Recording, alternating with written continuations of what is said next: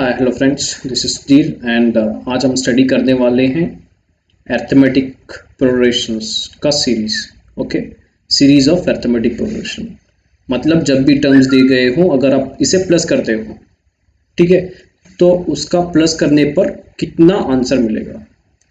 Okay, यही हम study करने वाले हैं इस class fourth class of arithmetic progression में। तो पहले हम देख लेते हैं sum of terms of in AP के बारे में डिस्कस करने वाले हैं।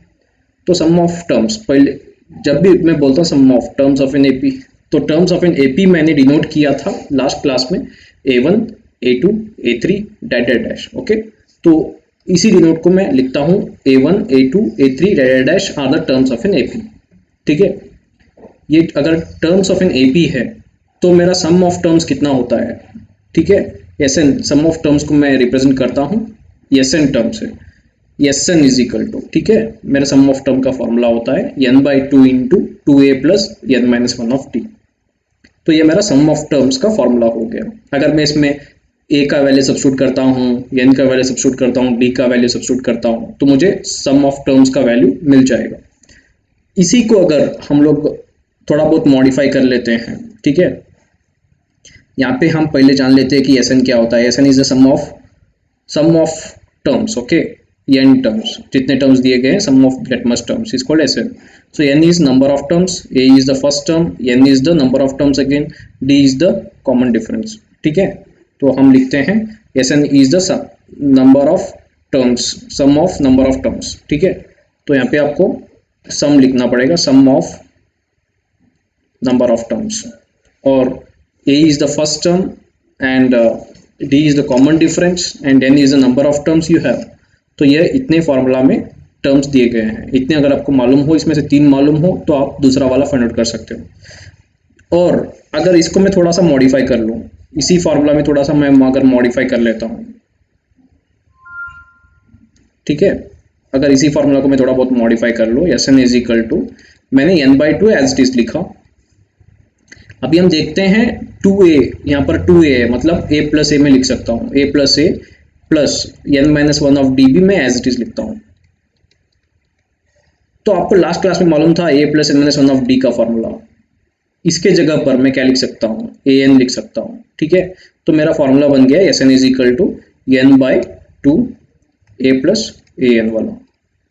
तो यह सेकेंड फार्मूला है सम ऑफ टर्म्स को फाइंड आउट करने के लिए। तो यही हम देखते हैं अभी, जब भी पहला टर्म और लास्ट टर्म an को हम क्या लिख सकते हैं, लास्ट टर्म एल, नहीं तो an भी लिख सकते हो। ठीक है, an is given, sum of terms is given by, so अपना फार्मूला होता है S N is equal to n/2 a plus an। So यहाँ पर a और an तो हमने बोला था। अभी हम देखते हैं एक एग्जाम्पल इस पर। So how to find the sum of terms of an AP. यहाँ पे दिया गया है पहला टर्म इज a1, दूसरा वाला टर्म a2 है, थर्ड टर्म a3 है, a1 दिया गया है 1, a2 दिया गया है 3, ठीक है, a3 दिया गया है 5, और लास्ट टर्म दिया गया है an। तो अभी a1 इज इक्वल टू कितना है, 1 प्लस 3 प्लस 5 प्लस, मुझे प्लस करना है अप टू 51। अब मुझे डायरेक्टली आप बता सकते हो कि इन सबको प्लस करूंगा अप टू 51 तक तो कितना आंसर आएगा, तो बताना बहुत मुश्किल है। इसीलिए हम यूज करते हैं formulas, S N is equal to n/2 2a plus n-1 of D, नहीं तो S N is equal to n/2 a plus an वाला। ठीक है, तो मुझे यहाँ पर पता होना चाहिए a इज इक्वल टू 1 है, d इज इक्वल टू मैंने फाइंड आउट कर लिया 3 - 1 इज इक्वल टू 2, और an भी दिया गया है 51।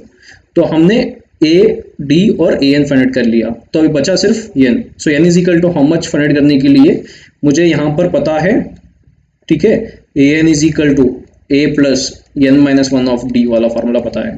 ठीक है, यहाँ पे an मुझे पता है, a पता है, n पता है, और n मुझे नहीं पता है। So this I don't know, this I know. So मुझे n ही कैलकुलेट करना है इस फार्मूला में। So I need to calculate n is equal to how much, because अगर मैं S N is equal to n/2 2a plus वाला भी फार्मूला यूज करूँ तो मुझे n पता होना चाहिए सॉल्व करने के लिए। तो n अगर पता होना चाहिए सॉल्व करने के लिए, तो मुझे एस एन तो यहाँ पे पता नहीं है, तो इसी वजह से मैं यूज़ करता हूँ ये वाला फार्मूला, क्योंकि मुझे an पता है। 3 टर्म्स यहाँ पर पता है मुझे, ठीक है, एक ही टर्म पता नहीं है, लेकिन यहाँ पे एस एन भी पता नहीं है, n भी पता नहीं है, तो मैं यही फार्मूला यूज़ करूँगा जो कि मोस्ट अप्रोप्रिएट फार्मूला होता है। So now I write here n is equal to how much. So S N is equal to मैंने ये फार्मूला लिख दिया n by two two A plus N minus one of D, लेकिन मैं ये formula use नहीं कर पाऊंगा क्योंकि मुझे यहाँ पर n पता नहीं है। ठीक है, to find the number of terms what I have to do, पहले n मुझे फाइंड करना है नंबर ऑफ टर्म्स को।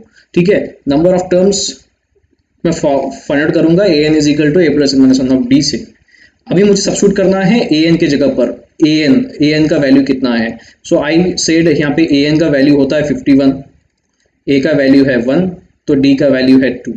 तो इतना सब्स्टिट्यूट अगर करूंगा मैं 51 is equal to 1 plus N minus one of 1 into 2, तो मुझे नंबर एक साइड करने हैं। 51 अभी यहाँ पे आप देख सकते हो ये स्टेप में नंबर ये साइड है ना, तो ये साइड भी लेना है, इज इक्वल टू के दूसरे साइड पे लेके जाना है, तो ये क्या हो जाएगा, माइनस हो जाएगा 51 माइनस 1, सो दैट इज 50। ठीक है, is equal to N minus one into 2। फिर से आप देख सकते हो कि हमें मल्टीप्लाइड में है दोनों दो थिंग्स, एन माइनस वन एक टर्म हो गया और एक 2 मल्टीप्लाइड में है एक दूसरे से, तो 2 को मैं उधर भेजूंगा तो वो डिवाइड हो जाएगा। ठीक है, 50 divide by 2 is equal to N minus one. अभी माइनस वन को भी अगर आप वो साइड लेके जाओगे, ठीक है, तो प्लस वन हो जाएगा, लेकिन उससे पहले हमको डिवाइड करना है 2 1 जा, दिस इज 25 जा।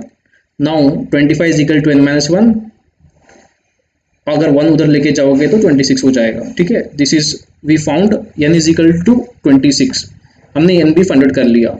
ठीक है, अभी हमें फाइंड आउट करना है क्या, सम ऑफ टर्म्स। ठीक है, सम ऑफ टर्म्स का फॉर्मूला हम यूज करते हैं, Sn is equal to n by two two A plus N minus one of T. आप सब्स्टिट्यूट करो, Sn इज इक्वल टू मुझे फाइंड आउट करना है, Sn एज इट इज रखूंगा। मुझे Sn is equal to find out करना है तो मैं ये एज इट इज रखता हूँ। n मुझे पता है, n मैंने अभी कैलकुलेट किया था 26। ठीक है, 26 डिवाइड बाई 2 इंटू 1। ठीक है, a इज इक्वल टू 1 था, d इज इक्वल टू मैंने 2 फाइंड आउट किया, an इज इक्वल टू 51 दिया गया है, n इज इक्वल टू 26। तो इतने टर्म्स मुझे पता है, क्वेश्चन में दिया गया है ऑलरेडी, पर n हमने लास्ट में फाइंड आउट अभी किया था लास्ट पेज पर, तो n इज इक्वल 26। अभी हम फार्मूला लिखते हैं, S 26 is equal to 26 by 2 into 1। a के जगह पर हमें क्या लिखना है, 1 सब्स्टिट्यूट करना है, a is equal to how much 1, so मैंने a के जगह पर 1 सब्स्टिट्यूट किया है, और यहाँ पर n के जगह पर 26 सब्स्टिट्यूट किया है। क्यों, n इज इक्वल 26 हमने फाइंड आउट किया था, और d के जगह पर 2, तो मैंने सिर्फ सब्स्टिट्यूट किया है बस। तो यहाँ पे मुझे कैंसिल करना है, 2 1 जा, दिस इज 13 जा। ठीक है, अभी 26 माइनस 1 इज 25, 26 माइनस 1 इज 25। पहले ब्रैकेट में क्या सॉल्व करते हैं, 26 माइनस 1 25, 25 2 जा 50। ठीक है, यहाँ पे 50 आ जाएगा, 50 प्लस 2 इज 52।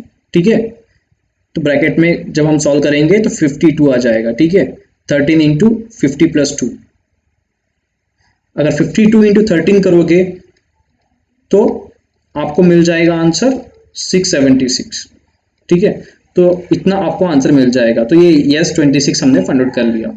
तो पहले हमने क्या किया, number of terms find out किए, क्योंकि हमें n इज इक्वल टू पता नहीं था, तो n फाइंड आउट करने के बाद हमने फार्मूला यूज किया। क्यों, हमें सिर्फ एक ही अननोन, इट्स ओके, बट एक से ज़्यादा अननोन नहीं होने चाहिए, इसलिए हमने n is equal to find out कर लेके फिर हमने सम ऑफ टर्म्स का फार्मूला यूज करके सॉल्व किया है। So thanks for watching this video. So hope you have enjoyed this section.